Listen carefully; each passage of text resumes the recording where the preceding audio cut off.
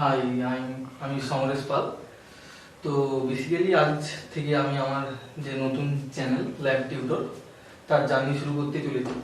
তো যেটা বলে রাখা ভালো যে আমি চ্যানেলটা কেন স্টার্ট করলাম, তার কারণ হচ্ছে যে আমাদের ওয়েস্ট বেঙ্গলে যে সকল প্যারামেডিক্যাল স্টুডেন্ট আছো যারা মেডিকেল ল্যাবরেটরি টেকনোলজি নিয়ে পড়াশোনা করছো, সে ডিপ্লোমা কোর্সে হোক বা ব্যাচেলারে হোক, কোনো অসুবিধা নেই। দুটো কোর্সের ছেলেদেরকে মোটামুটি যেটা আমাদের সাবজেক্ট আছে, মোটামুটি আমাদের যা সাবজেক্ট প্যাথোলজি, বায়োকেমিস্ট্রি, মাইক্রোবায়োলজি, এই তিনটে সাবজেক্টের উপর বেস করে আমাদের মেডিকেল ল্যাবরেটরি টেকনোলজির মধ্যে যা টপিক আছে সেসব টপিকগুলো নিয়ে আমি আমার এই চ্যানেলে ভিডিও আপলোড করতে থাকবো, কন্টেন্ট আপলোড করতে থাকবো। তোমাদের সেগুলো ফলো করো, কিছু কিছু নতুন ইনফরমেশন অবশ্যই পাবে। আর যদি আমার ভিডিও ভালো লেগে থাকে তাহলে যাদের কাছে এটা মনে হবে যেটা ইম্পর্টেন্ট ব্যাপার বা যাদেরকে শেয়ার করলে খুব উপকার হবে তাদেরকে শেয়ার করে দিও আর সাবস্ক্রাইব করে দিও, ঠিক আছে? তো প্রথমে যেটা আমাদের জানার দরকার সেটা হচ্ছে যে আমাদের মেডিকেল ল্যাবরেটরি টেকনোলজি যে কোর্সটা আছে সেটা একটা প্র্যাকটিক্যাল রিলেটেড কোর্স। তো আমি যেটা চাইছি যে আমার যে চ্যানেলটা আছে সেই চ্যানেলে আমি থিওরি ক্লাসের সাথে সাথে কিছু কিছু প্র্যাকটিক্যালও আপলোড করব, সেটা আস্তে আস্তে হবে। তো ফার্স্ট যেটা আমার আলোচনার বিষয় সেটা হচ্ছে যে আমাদের সাবজেক্ট কি কি থাকে। আমাদের মেডিকেল ল্যাবরেটরি যে টেকনোলজিটা আছে তাতে বেসিক্যালি আমাদেরকে তিনটা সাবজেক্ট নিয়ে পড়তে হয়। সেটা কি হচ্ছে, একটা প্যাথোলজি, একটা বায়োকেমিস্ট্রি, একটা মাইক্রোবায়োলজি। এবার এই যে তিনটা সাবজেক্ট আমি বললাম, এই তিনটা সাবজেক্টের হিউজ জিনিস আছে। তো সেই সকল হিউজ জিনিসের মধ্যে কিছু কিছু জিনিস আমাদেরকে এই ল্যাবরেটরি টেকনোলজির মধ্যে পড়তে হয়। সেগুলোর মধ্যে কিছু যেমন আছে আমাদের প্যাথোলজির মধ্যে হেমাটোলজি, সাইটোপ্যাথোলজি, হিস্টোপ্যাথোলজি, ব্লাড ব্যাংকিং, সেরকম মাইক্রোবায়োলজিতে আছে ব্যাকটেরিওলজি, সেরোলজি, ভাইরোলজি, মাইক্রোলজি, প্যারাসাইটোলজি। বায়োকেমিস্ট্রির এভাবে কোনো পার্ট নেই। বায়োকেমিস্ট্রিতে মোটামুটি আমরা ক্লিনিক্যাল পার্ট আর থিওরি পার্ট হিসেবে দেখি সবকিছুকে, এরকম কোনো স্পেসিফিক আলাদা কোনো সেকশন নেই যে যেটা আমি তোমাদের বলতে পারবো বা জানাতে পারবো। তো বেসিক্যালি এই যে তিনটা সাবজেক্ট আর তার যে এই সাবসেকশনগুলো আমরা করেছি এখানে, এগুলো নিয়ে আমার এই চ্যানেল ল্যাব টিউটরে আলোচনা করা হবে, কন্টিনিউয়াসলি টপিক আপলোড করা হবে। তো যেহেতু আমার চ্যানেলটা বেসিক্যালি ল্যাবরেটরি টেকনোলজির উপর বেস করে আছে, তো সেই হিসাবে আমাদের প্রত্যেকটা ল্যাবরেটরি টেকনোলজি স্টুডেন্ট যারা, তাদের যেটা প্রথমেই জানা দরকার সেটা কি, সেটা হচ্ছে ব্লাড কালেকশন প্রসিডিউর বা কিভাবে আমরা ব্লাড কালেকশন করতে পারি বা তার রিলেটেড ইনফরমেশন। তো আজকে আমার প্রথম ভিডিওটা আমি সেই নিয়ে আপলোড করতে চলেছি, সেটা হচ্ছে যে ব্লাড কালেকশন অ্যান্ড অ্যান্টিকোয়াগুলেন্ট।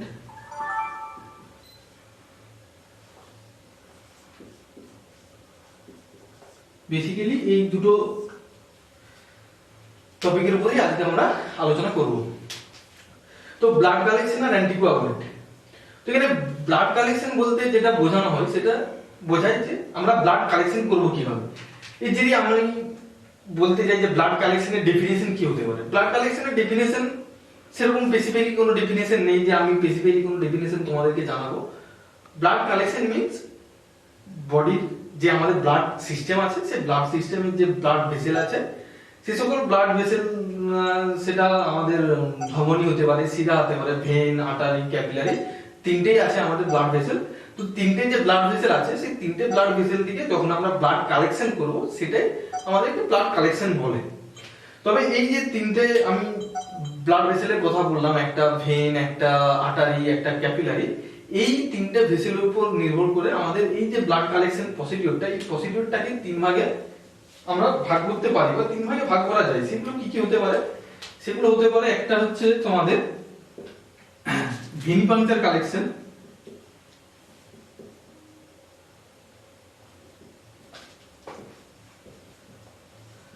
দ্বিতীয় হচ্ছে তোমাদের আর্টেরিয়াল কালেকশন,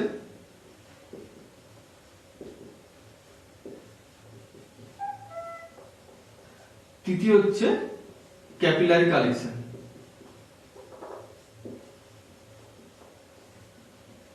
ক্যাপিলারি কালেকশন তো যেহেতু আমি ব্লাড কালেকশন করছি সেহেতু আমি আমার যে তিনটা ব্লাড ভেসেল আছে, ভেন, আর্টারি, ক্যাপিলারি, আমি তিনটা থেকে ব্লাড নিতে পারি। এবার ব্যাপারটা হচ্ছে যে তিনটা থেকে ব্লাড নিয়ে আমার কিছু ইউটিলাইজ করা যাবে কিনা, বা আমি শুধু শুধুই তো তিনটে পোর্শন থেকে বা তিনটে ব্লাড ভেসেল থেকে ব্লাড নিতে পারি না। তো যেহেতু আমি প্রথমেই বললাম যে আমাদের যে মেডিকেল টেকনোলজি, ল্যাবরেটরি টেকনোলজি কোর্সটা এটা প্র্যাকটিক্যাল রিলেটেড বা ডায়াগনোসিস রিলেটেড, তো সেই হিসাবে আমাদের সবসময় মাথাতে রাখতে হবে যে আমরা ডায়াগনোসিস ব্যাপারটাকে বেশি মাথাতে রাখবো। সেই ব্যাপারটাকে মাথাতে রেখে আমরা পড়াশোনা করব বা প্র্যাকটিস করব বা এক্সপিরিয়েন্স বাড়াবো সেই ব্যাপারটা। তো এখানে যেহেতু ডায়াগনোসিসের ব্যাপারটা আসছে, সেহেতু আমার যে তিনটে আমি ব্লাড ভেসেলের কথা বললাম, ভেন, আর্টারি, ক্যাপিলারি, এই তিনটে থেকে আমি ব্লাড কালেকশন করতে পারি। এই তিনটে ভেসেল থেকে ব্লাড যে কালেকশন করলাম তারও স্পেসিফিক কিছু ইম্পর্টেন্স আছে, সেগুলো আমি জানাচ্ছি ভিডিওতে, পরে দেখতে থাকো। তো এবার ব্যাপারটা হচ্ছে যে তিনটে আমি বললাম যে তিনটে ভেসেল, ভেনিপাংচার, আর্টারিয়াল, ক্যাপিলারি, এখান থেকে আমি ব্লাড কালেকশন করি। এবার ব্যাপারটা হচ্ছে যে আমি এই ভেনিপাংচার যে কালেকশনটা বললাম, তাহলে ভেনিপাংচার কালেকশন প্রসিডিউরে আমি ব্লাডটা কালেক্ট করব কিভাবে? এই প্রসেসে ব্লাডটা কালেক্ট করতে গেলে যেটা আমাকে জানতে হবে, সেটা আমাকে জানতে হবে কি, যে আমি ব্লাডটার লোকেশন, এক্সাক্ট লোকেশন কোথা থেকে আমি কালেকশন করব। তো এখানে যদি তোমরা ওয়ার্ডটা ভালো করে দেখো, দেখবে যে দুটো ওয়ার্ড মিলে একটা ওয়ার্ড তৈরি হয়েছে। সেটা কি? একটা হচ্ছে ভেন, একটা পাংচার, সেটাকে একসাথে কনজুগেট করে করা হয়েছে ভেনিপাংচার। তো ইট মিন্স দ্যাট যে আমরা যখন কোনো ভেন থেকে ভেনকে পাংচার করে ব্লাড কালেকশন করব বা আমার বডি থেকে ব্লাড কালেক্ট করব, তখন সেই প্রসিডিউরটা হয়ে যাবে ভেনিপাংচার কালেকশন বা ভেনিপাংচার প্রসেস। এবার ব্যাপারটা হচ্ছে যে এই যে ভেনিপাংচার আমি বললাম যে আমার দুটো পোরশন, একটা ভেন একটা পাংচার, এই দুটো পোরশন থেকে হচ্ছে মানে বেসিক্যালি আমি ভেনটাকে as a source of blood হিসাবে আমি এই প্রসেসে ইউজ করব।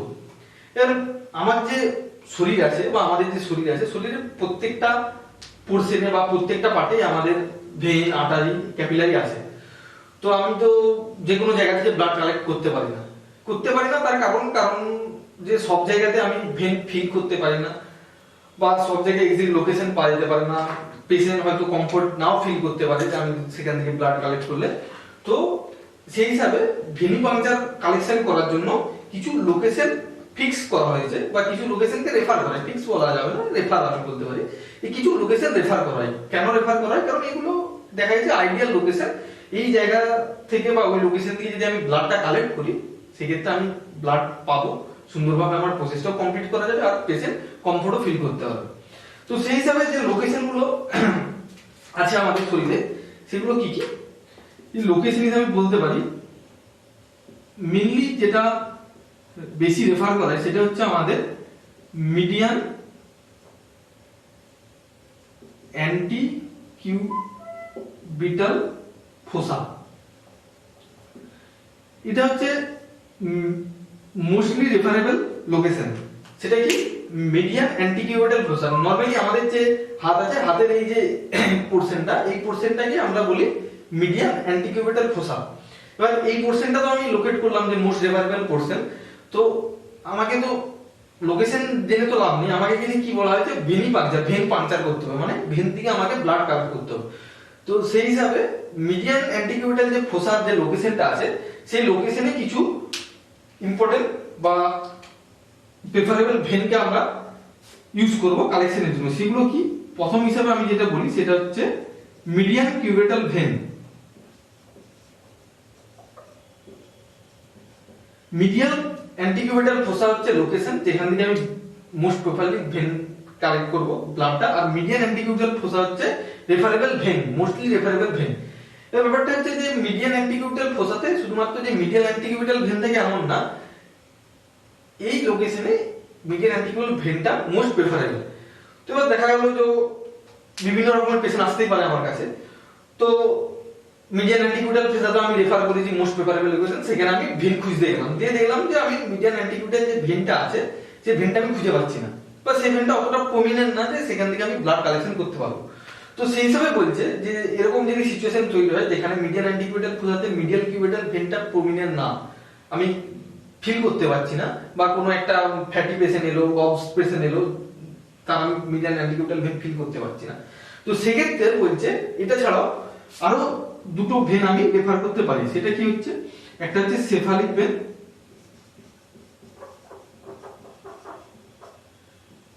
থার্ড হচ্ছে ব্যাসিলিক ভেন। নরমালি এই তিনটে ভেন যেটা আমরা মিডিয়ান অ্যান্টিকিউটাল ফোসাতে পেয়ে থাকি, median cubital vein, cephalic vein আর বেসিলিক ভেন, এই তিনটে ভেন থেকে আমি ভিনিপাংচার প্রসেসের সময় ব্লাড কালেক্ট করতে পারি। তো এগুলো ছিল আমার most preferable location, median antecubital fossa most preferable vein. এবার হতেই পারে যে আমি মিডিয়ান অ্যান্টিকিউটাল ফোসা কারো ক্ষেত্রে প্রমিনেন্ট বলবো না, কারো ক্ষেত্রে ওই ফোসাতে হয়তো থাকতে পারে সেখানে কোনো ইনফেকশন আছে বা কোনো র্যাশেস আছে বা অন্য কোনো প্রসেস ইউজ করা হয়েছে, সেখানে স্যালাইন দেওয়া হয়েছে বা ক্যাথেটার করা আছে, থাকতে পারে যা খুশি, বা চ্যানেল করা আছে। তো আমি মিডিয়ান অ্যান্টিকিউটাল ফোসাটাকে আমার লোকেশন হিসাবে ইউজ করতে পারছি না ভিনিপাংচার প্রসেসে ব্লাড কালেকশনের জন্য।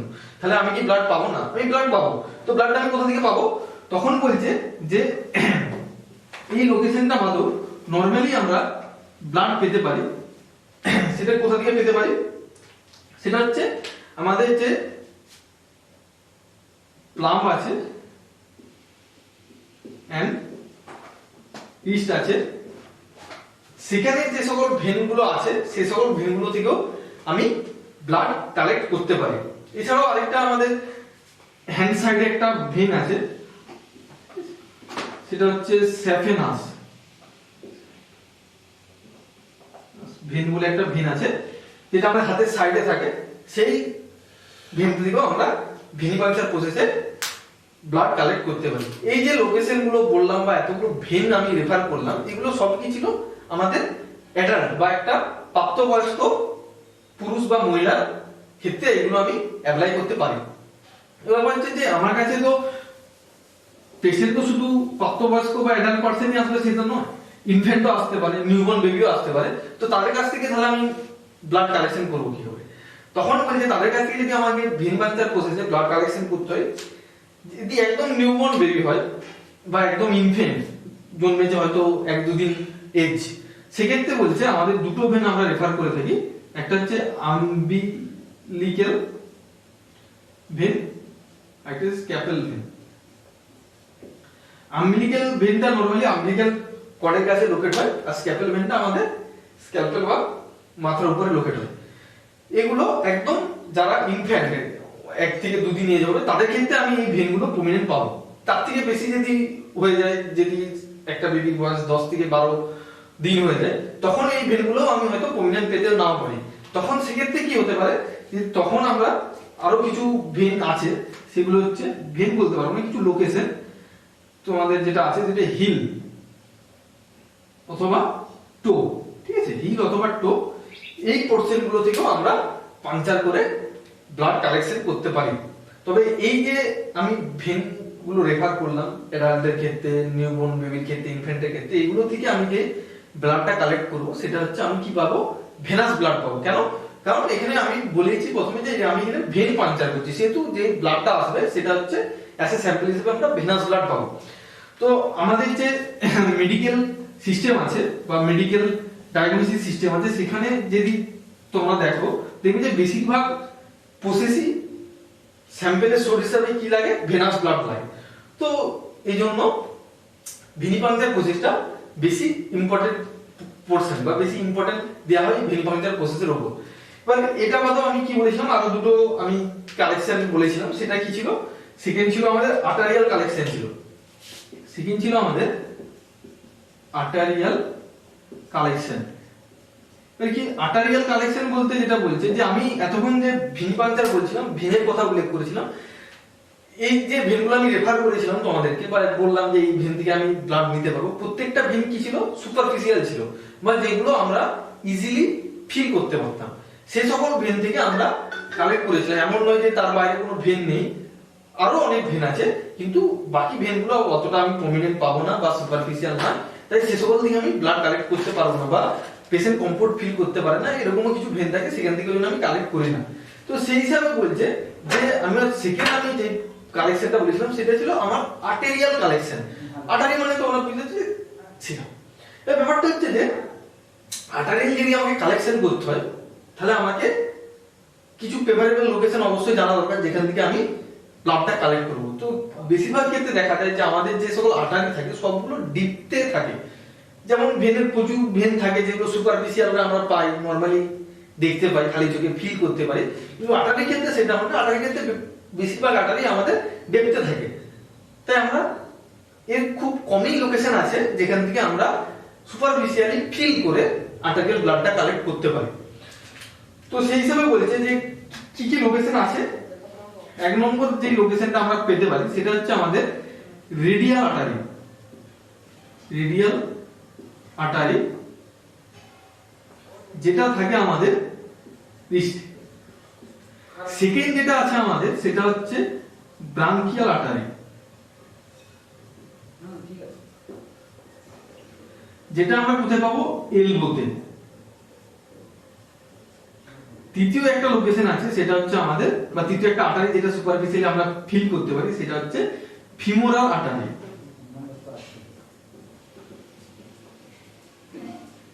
যেটা আমরা পাবো গ্রোইনে।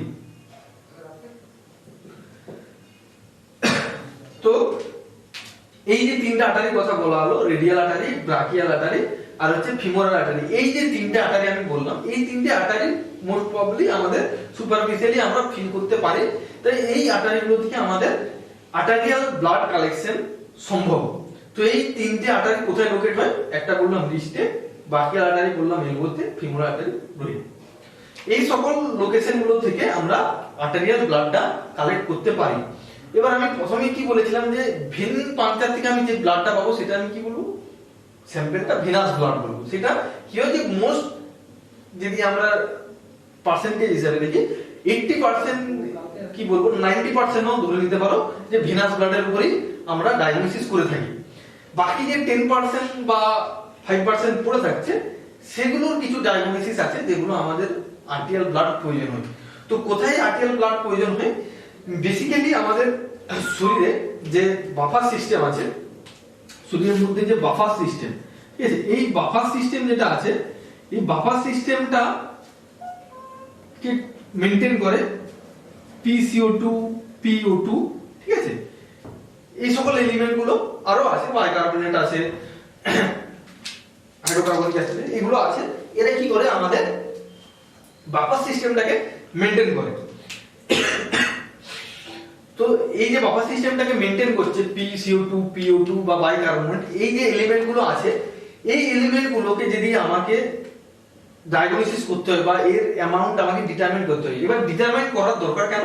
কারণ ডিটারমাইন করার দরকার হচ্ছে যেহেতু এটা বললাম যে বাফার সিস্টেম, সেহেতু আমাদের শরীরে বাফার সিস্টেমের প্রবলেম হতে পারে, আমাদের শরীরে অ্যাসিডোসিস, অ্যালকালোসিস, বিভিন্ন কন্ডিশন তৈরি হতে পারে। এবার সে সকল কন্ডিশন যখন তৈরি হবে তখন কি ডিটারমাইন করতে হবে? যে আমাদের শরীরে বাফার সিস্টেম মেইনটেইন করছে যে সকল এলিমেন্টগুলো, সেই সকল এলিমেন্টগুলো অ্যামাউন্ট, যে তারা ঠিকঠাক আছে কিনা বা তাদের কোনটা বেশি হয়েছে কোনটা কম হয়েছে। এবার সেই সকল জিনিসগুলোকে আমাকে যদি ডিটারমাইন করতে হয় তখন আমরা কিন্তু ভেনাস ব্লাড থেকে সেগুলো ডিটারমাইন করতে পারবো না। তখন আমাদেরকে স্পেসিফিক্যালি রেফার করা হয় আর্টিরিয়াল ব্লাড। কারণ আর্টিরিয়াল ব্লাডটাই একমাত্র স্যাম্পল যেখান থেকে আমরা আমাদের বাফার সিস্টেমের যে সকল এলিমেন্ট গুলো আছে যারা মেইনটেইন করে বাফার সিস্টেমটাকে, PCO2, PO2, কার্বনিক অ্যাসিড, এই সকলগুলোকে আমরা ডিটারমাইন করতে পারবো বা এদের অ্যামাউন্ট আমরা নির্ণয় করতে পারবো। তার জন্য আর্টেরিয়াল ব্লাডটা শুধুমাত্র সেই সকল কিছু স্পেসিফিক কেসে আমরা আর্টেরিয়াল ব্লাড স্যাম্পল ইউজ করে থাকি। এবার থার্ড যেটা আমাদের ছিল সেটা কি ছিল? আমাদের ক্যাপিলারি কালেকশন। এবার ক্যাপিলারি কালেকশনটা কি হবে? আমরা তো এখানে বলে দিলাম যে আমাদের ভেন থেকে আমরা ব্লাড নিচ্ছি, আর্টারি থেকে ব্লাড নিচ্ছি, এখানেই আমাদের সব ডায়াগনোসিস ঢুকে গেল। তাহলে আমাদের ক্যাপিলারির জন্য কি কিছু ডায়াগনোসিস পড়ে আছে সেটা শুধুমাত্র ক্যাপিলারি কালেকশনের মাধ্যমে সম্ভব? না, এরকম কোনো ব্যাপার নেই। যে ভেনি পাংচারের জন্য আমি যেমন বললাম যে বেশিরভাগ মেডিকেল টেস্টই আমাদের ভেনাস ব্লাডের উপর নির্ভর করে। কিছু আছে যেগুলো বললাম যে বাফার সিস্টেম, সেগুলো আর্টেরিয়াল ব্লাডের উপর স্পেসিফিকলি ইউজ হয়। কিন্তু আমাদের ক্যাপিলারি যে কালেকশন, এটাতে কোনো স্পেসিফিক টেস্ট হয় না যে কোনো স্পেসিফিক টেস্টের জন্য শুধুমাত্র ক্যাপিলারি লাগে, এটা সেরকম কোনো ব্যাপার নেই। এই তাহলে ক্যাপিলারি কালেকশনটা করার দরকার হচ্ছে কেন? ক্যাপিলারি কালেকশনটা করার দরকার হচ্ছে কেন?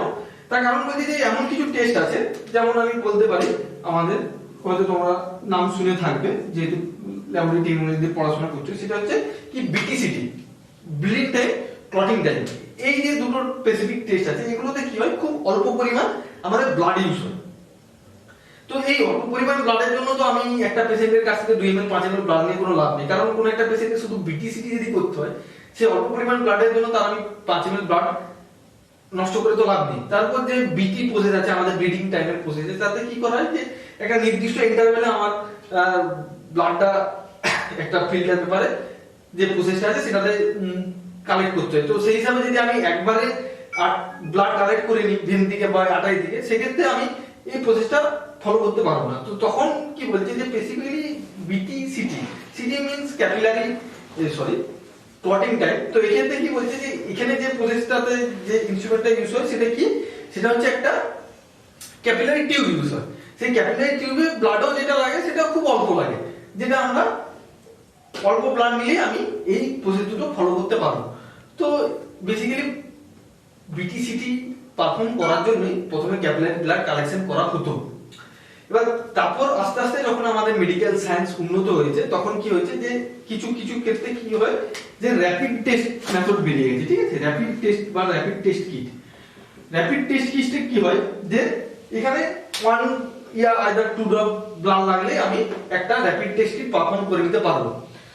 তো সে সকল ক্ষেত্রে কি বলছে, আমার আর্টারিয়াল ব্লাড বা ভেনাস ব্লাডের প্রয়োজন হয় না, 1 to 2 ড্রপের জন্য আমি ক্যাপিলারি ব্লাড নিয়েও কাজ করে নিতে পারি, তাতে কোনো অসুবিধা হয় না। এছাড়াও র্যাপিড টেস্ট ছাড়াও আমাদের যেটা গ্লুকোমিটার ইউজ হয়ে থাকে, গ্লুকোমিটার, সেটাতেও কি হয় আমাদের 1 থেকে 2 ড্রপ ব্লাড লাগে। তো সেই ক্ষেত্রে আমি তো কারো ভেন বা আর্টারি পাংচার করে আমার লাভবান কিছু আমি হব না। তো সেই সকল ক্ষেত্রে বলছি আমি ক্যাপিলারি ব্লাড কালেকশন করে থাকি। এবার বাকি দুটো ব্লাড কালেকশনের যেমন এক্সাক্ট কিছু একটা প্রেফারেবল লোকেশন আমি বলেছি তোমাদের, যেমন ক্যাপিলারি ব্লাডেরও লোকেশন আছে। এমন তো নয় যে আমি ক্যাপিলারি ব্লাড নিচ্ছি মানে যে কোনো জায়গাতে ফুটো করে ফুটো করলে আমার ব্লাড বেরিয়ে যাবে, যেখানে পিক করবে সেখান থেকে ব্লাড পেয়ে যাবে তুমি।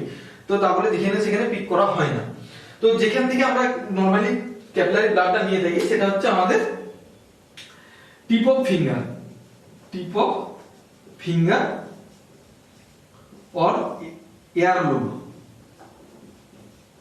আমাদের যে ফিঙ্গার আছে, ইন্ডেক্স ফিঙ্গার ইয়া মিডল ফিঙ্গার, যে কোনো ফিঙ্গার তোমরা ইউজ করতে পারো, তার যে টিপ আছে সেই টিপ পোরশন থেকে, টিপের ল্যাটারাল পোরশন থেকে আমরা ক্যাপিলারি ব্লাড কালেকশনের জন্য সেখানে পাংচার করি, অথবা এয়ারলোব যে কানের লুতি আছে সেখান থেকে আমরা পাংচার করে ক্যাপিলারি ব্লাড নিতে পারি। তাহলে এগুলো ছিল আমার, আমি কত জায়গা থেকে বা কোন কোন লোকেশন থেকে আমি ব্লাড কালেকশন করতে পারবো, আর সেগুলো থেকে আমি কি ইউটিলাইজ করতে পারবো, আর তার লোকেশন গুলো কি কি আছে, ভেন কোথায় পাবো আমি, আর্টারি কোথায় পাবো, এগুলো আমি জানলাম। এবার ব্যাপারটা হচ্ছে যে ক্যাপিলারি ব্লাডটা যদি আমাকে কালেক্ট করতে বলে, তো নরমালি আমার এই ক্যাপিলারি ব্লাড কালেকশনের বেশি জটিল প্রসেস নেই। সেটা কি আছে, নরমালি আমি যেটা লোকেশন করলাম তোমাদের যে টিপ অফ ফিঙ্গার অথবা এয়ারলোব, তো সেখানে আমাদের যে ল্যান্ডসেট বা নিডল থাকে সেগুলোতে 2 to 3 mm পাংচার করলে সেই পোরশনটাকে সেখান থেকে আমি ব্লাড পেয়ে যাব। তো এখানে সেরকম কোনো আইডিয়াল প্রসেস বা প্রসিডিওর হয় না যে সেটা মেনটেন করে আমি ক্যাপিলারি ব্লাডটা কালেক্ট করব। তো নরমালি যে আমার ফিঙ্গার টিপ অফ ফিঙ্গার বা এয়ারলোব আছে সেটাকে আমি স্টেরাইল করে নিডল বা ল্যান্ডসেট দিয়ে আমি 2 to 3 mm পাংচার করে সেখান থেকে আমি ব্লাড কালেক্ট করে নিতে পারবো, যেটা আমার ক্যাপিলারি ব্লাডের জন্য দরকার হবে। তো এটার কোনো আলাদা কোনো প্রসেস বা প্রসিডিওর নেই যেটা আমাকে ফলো করে ব্লাডটা কালেক্ট করতে হয়। তারপর সেকেন্ড যেটা আসছে, যেটা বললাম যে আমি আর্টারিয়াল কালেকশন।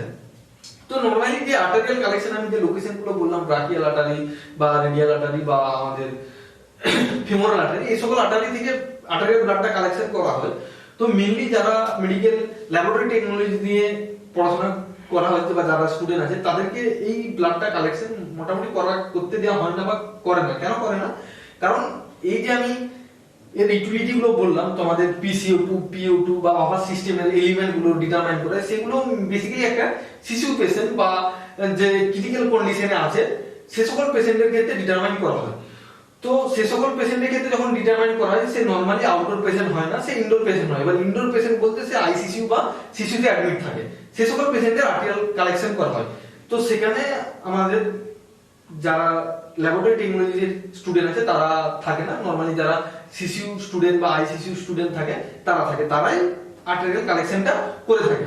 তো সেই জন্য আমাদের শুধুমাত্র লোকেশনটা জানার প্রয়োজন আছে, প্রসিডিউরটা অতটা আমাদের জানার দরকার হয় না। যদি ফার্দার কেউ ইন্টারেস্টেড থাকো তো আমাকে বলো, আমি জানিয়ে দেবো। তো সেই জন্য আর্টেরিয়াল কালেকশনটা এতটা আমরা গুরুত্ব দিচ্ছি না।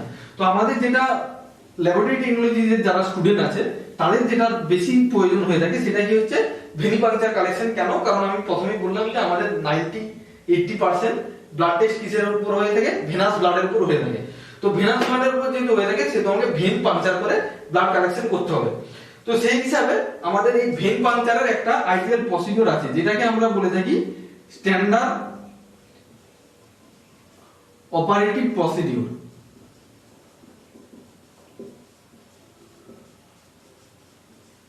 Procedure of venipuncture. তোমরা যদি লাস্ট 10 ইয়ার্স এর কোশ্চেন ফলো করে থাকো, বেসিক্যালি যারা প্রিলিমিনারি স্টুডেন্ট বা ফার্স্ট ইয়ারের স্টুডেন্ট, তো তারা দেখতে পাবে যে বায়োকেমিস্ট্রির মধ্যে এই কোশ্চেনটা হামেশাই পেয়ে যাবে 1-2 বছর ইন্টারভ্যালে, কি যে SOP of venipuncture, short form এটাকে এসওপি বলে, স্ট্যান্ডার্ড অপারেটিভ প্রসিডিউর, শর্টে এসওপি, এসওপি অফ ভেনিপাংচার। এই কোশ্চেনটা দেখবে হামেশাই আছে, 1-2 বছর ছাড়াই দিয়েছে।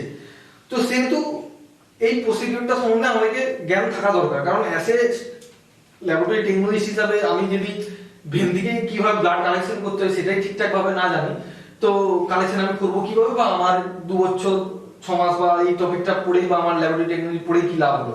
তো সেই হিসাবে আমাকে স্ট্যান্ডার্ড অপারেটিভ প্রসিডিউরটা জানা দরকার আছে।